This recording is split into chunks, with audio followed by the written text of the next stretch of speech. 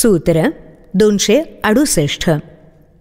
क्व स्वाच्छंद्यम क्व संकोचः क्व वा तत्त्वविनिश्चयः निर्व्याजार्जवभूतस्य चरितार्थस्य योगिनः.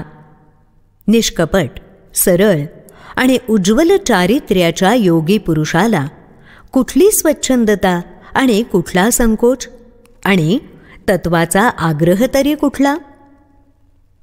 नाथ सांगतात, सामान्य माणसाचं वर्तन आणि व्यवहार वासना आणि आसक्तीपूर्तीसाठी केले जातात.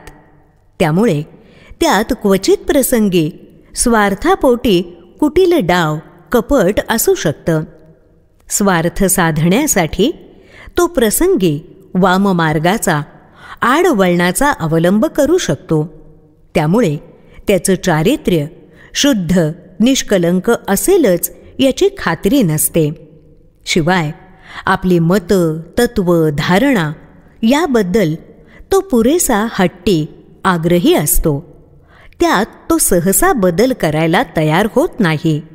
शिवाय स्वार्थामुळे त्याची मनोवृत्तीही संकुचित असते. तो उदारपणे समभावानं सर्वांकडे पाहू शकत नाही आणि तसं वर्तनही करू शकत नाही. त्याच्या प्रत्येक कृतीमागे स्वार्थ, आसक्ती, वासना आणि अहंकार यांच्या पूर्ततेचा हेतू स्पष्टपणे दिसून येतो, प्रत्ययाला येतो. आत्मज्ञानी माणसाचं चित्र ह्याच्या नेमकं उलट असतं.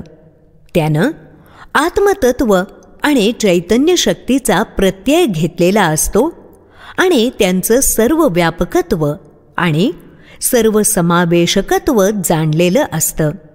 त्यामुळे त्याला स्वतःमधील आणि इतरांमध्ये एकच आत्मतत्व दिसतं. त्यामुळे तो कधी भेदभाव करूच शकत नाही.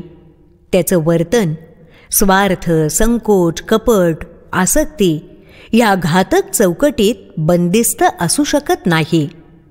अहंकार हा त्याचा पालक आणि चालक असू शकत नाही.